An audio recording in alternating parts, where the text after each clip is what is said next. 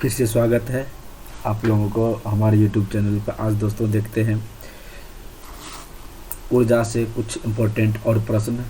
कल तक हम 120 से लेकर 135 तक इम्पोर्टेंट क्वेश्चन का अध्ययन किया। आज हम फिर से देखते हैं एनर्जी का 135 से लेकर 150 तक, जो आगामी NTPC और ग्रुप डी के जो बच्चे एग्ज़ाम है उसमें आने की संभावना है। इसलिए कुछ और प्रश्न इंपॉर्टेंट को देखते हुए तो चलिए हम शुरू करते हैं आज के क्वेश्चन नंबर 136 से। आज का पहला प्रश्न कहता 136, बारिश के दौरान ऊर्जा का किस प्रकार का परिवर्तन होता है। मतलब जब बारिश होती है तो वो किस से और किस ऊर्जा में परिवर्तन हो जाता है। ऑप्शन है यांत्रिक से गतिज, पेशीय से यांत्रिक, रासायनिक से गतिज, स्थिति से ऊर्जा गतिज। तो कहता है जब बारिश होगी तो क्या होता है, हाइट पर क्या आती है, बारिश आती है। तो हाइट पर आती है और वर्षा जैसे नीचे गिरने लगती है तो वह किस में बदल जाता है, वह गतिज ऊर्जा में बदल जाता है। तो हाइट पर आने के कारण क्या हो जाता है, स्थितिज, और चूँकि नीचे आने लगता है तो क्या आता है, गतिज ऊर्जा में परिवर्तन हो जाता है। तो स्थितिज ऊर्जा गतिज ऊर्जा में परिवर्तन हो जाएगा। तो इसका राइट आंसर ऑप्शन डी है। कहता है स्थितिज ऊर्जा किसके समान होता है।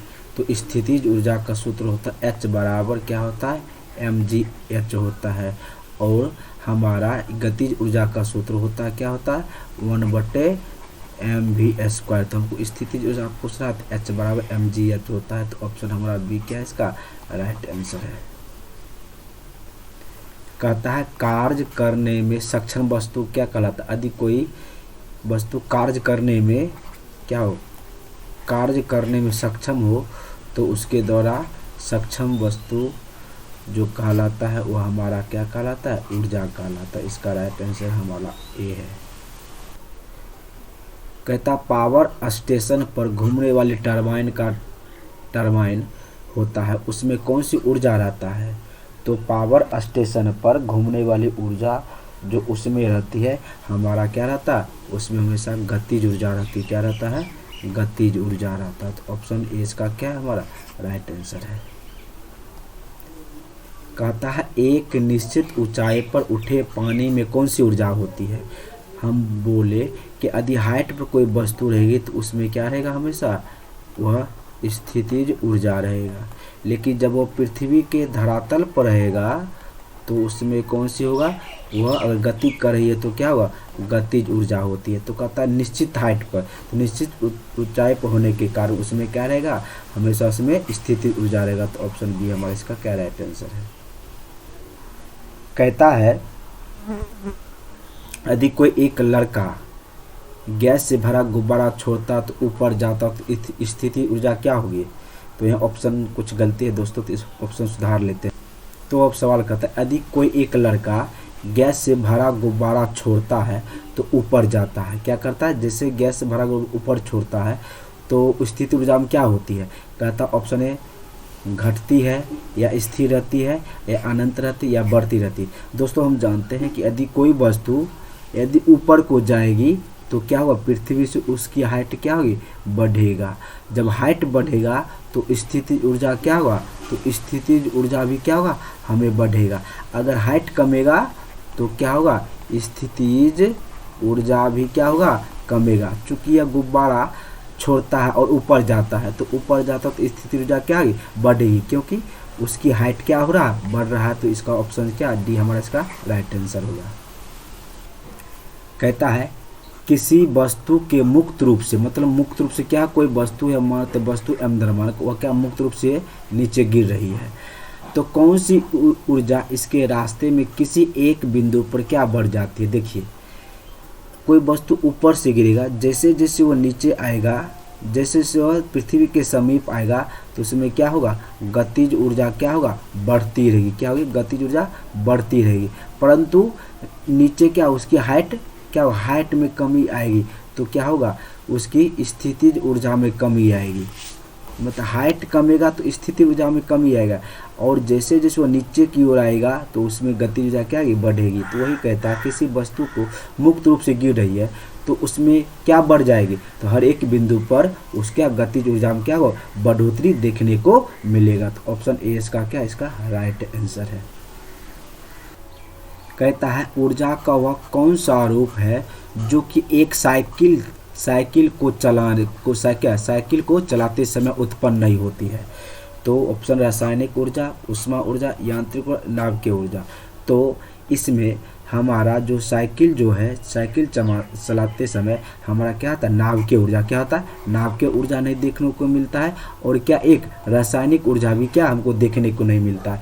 तो इसका कौन सा आंसर होगा, वो हमारा ऑप्शन ए और प्लस क्या ऑप्शन डी हमारा 2 इसका आंसर है, क्योंकि साइकिल चलाते समय नाभिकीय ऊर्जा तथा रासायनिक ऊर्जा देखने को नहीं मिलती है। अगला क्वेश्चन कहता है शुष्क सेल में कौन सी ऊर्जा संग्रहित होता है। ऑप्शन है गतिज ऊर्जा, विद्युत ऊर्जा, रासायनिक ऊर्जा और क्या उसमें ऊर्जा। तो शुष्क सेल में हमेशा कौन सा ऊर्जा संग्रहित है, वो हमारा क्या होता है, रासायनिक ऊर्जा संग्रहित होता है, इसलिए ऑप्शन सी इसका क्या राइट आंसर है। कहता कार्य करने में मानव शरीर द्वारा कौन सी ऊर्जा होती है। तो ऑप्शन है ये कहता है गति ऊर्जा, रासायनिक ऊर्जा, यांत्रिक ऊर्जा या सभी। तो जब मनुष्य कार्य करेगा, किसी भी कार्य को संपन्न करेगा, तो उसमें हमेशा रासायनिक ऊर्जा देखने को मिलेगा। तो मनुष्य द्वारा किया गया जो काम होता है उसमें रासायनिक ऊर्जा देखने को मिलता है।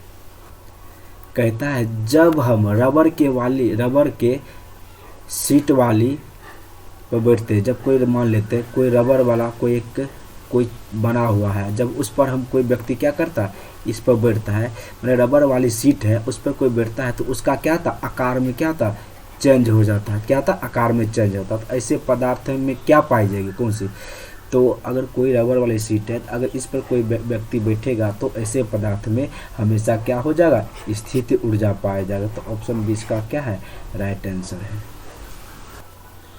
जूल किसकी ऊंचाई, जूल किसकी इकाई है, ऊर्जा का, बल का, सी का, तापमान। तो जूल किसकी इकाई है, तो जूल ऊर्जा की इकाई है। तो ऑप्शन ए हमारा इसका क्या है राइट आंसर है। कहता है घड़ी में चाबी देने पर कौन सी ऊर्जा होती है। तो स्थितिज ऊर्जा, गतिज ऊर्जा, यांत्रिक ऊर्जा, दबाव ऊर्जा। तो घड़ी की चाबी में हमेशा क्या होता है, वह स्थितिज ऊर्जा होता है। तो ऑप्शन बी इसका क्या है राइट आंसर है। कहता है चलती गाड़ी में बैठे आदमी कौन सी ऊर्जा होती है। जैसे मान लेते कोई गाड़ी चल रही होती है, तो उसमें क्या होता है, व्यक्ति बैठा हुआ था, वह यह क्या होता है, कुछ न कुछ क्या होता है, इसमें हाइट होता है, यह गाड़ी की कुछ न कुछ क्या होता है, हाइट होता है, और हाइट के कारण इसमें क्या आएगा, हमारा स्थितिज ऊर्जा होता। और चूंकि गाड़ी चल भी रही है तो इसमें बैठे आदमी कौन सी ऊर्जा होती है, गतिज ऊर्जा होती है।